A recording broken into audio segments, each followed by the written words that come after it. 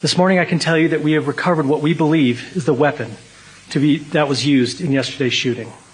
It is a high-powered bolt-action rifle.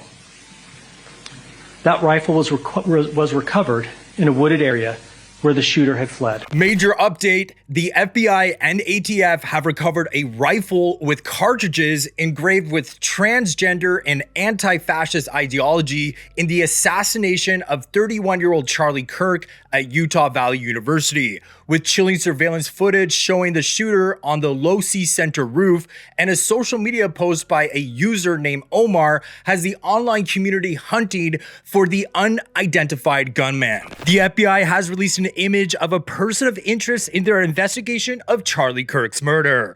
The photos show a person wearing a hat, sunglasses, and a long-sleeve black shirt. We are asking for the public's help identifying the person of interest in connection with the fatal shooting of Charlie Kirk at Utah Valley, the FBI office in Salt Lake City said on Thursday. They asked anyone with information to contact 1-800-CALL-FBI. I'm Joseph Morris, and don't forget to like and subscribe. Let's dive into the latest on this tragic case. For those catching up, 31-year-old Charlie Kirk, founder of Turning Point USA, was fatally shot in the neck during a Q&A at his American Comeback Tour in Orem, Utah at Utah Valley University. The sniper's bullet, fired from 200 yards away, struck just seconds after Charlie mentioned transgender individuals being involved in mass shootings, killing him in front of his wife, Erica, their 3-year-old daughter, and 16-month-old son. The crowd of thousands fled in panic, leaving chaos behind. Now let's focus on the new evidence from today.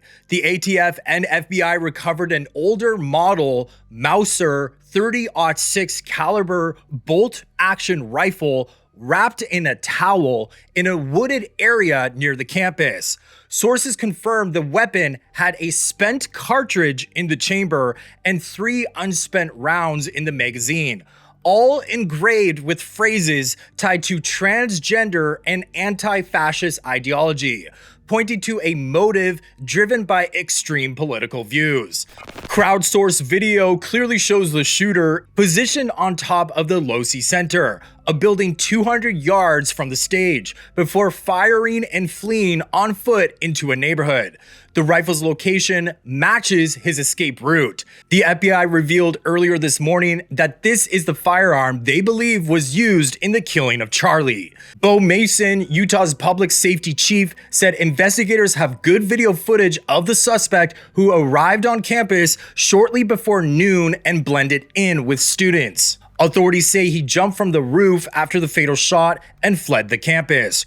Robert added that the weapon was sent to an FBI lab for analysis, with officials also finding palm and footwear prints at the scene. The FBI has received over 130 tips since Charlie was gunned down, and first responders described the gunman as dressed all in black with aviator-style sunglasses. A manhunt remains underway, with little known about the shooter's identity. Many online are convinced this was a professional hit, given the precise shot from 200 yards and the swift escape. We were able to make a few breakthroughs. We were able to track the movements of the shooter. Starting at 11:52 a.m., the subject arrived on campus, shortly away from campus. We have tracked his movements onto the campus, through the stairwells, up to the roof, across the roof to a shooting location. After the shooting, we were able to track his movements as he moved to the other side of the building, jumped off of the building, and fled off of the campus and into a neighborhood. Our investigators have worked through those neighborhoods, contacting anybody they can with doorbell cameras, witnesses, and have thoroughly worked through those communities, trying to identify any leads. We do have good video footage of this individual. We are not going to release that at this time. This morning I can tell you that we have recovered what we believe is the weapon that was used in yesterday's shooting. It is a high-powered bolt-action rifle. That rifle was recovered in a wooded area where the shooter had fled. And here's where it gets strange. The online community is racing to track down a user named Omar linked to an X post from September 9th, 2025, the day before the shooting, writing, "Charlie Kirk is coming to my college tomorrow. I really hope someone evaporates him literally. Let's just say something big will happen tomorrow." Omar's profile picture has been identified and since been changed, and social media sleuths are digging deeper. Is this post a clue to the killer's identity? Or a dark coincidence? I mean, is this person capable of pulling off such a precise shot? Drop your thoughts in the comments. I'm eager to hear your perspective. Another theory gaining traction involves Provo Airport, just 10 minutes away, which wasn't locked down after the shooting. A private jet from Leahy, Utah took off shortly after the attack, headed toward Arizona, vanished from radar for an hour, then returned. Retired agent James Gagliano told Fox News, "This is going to be long and laborious. The shooter could have been miles away within minutes. Could this jet be tied to the escape, or is it a red herring?"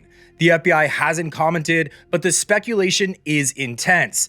Let's move to the investigation's challenges. Over 130 tips have poured in, but the FBI and Utah police still have no primary suspect.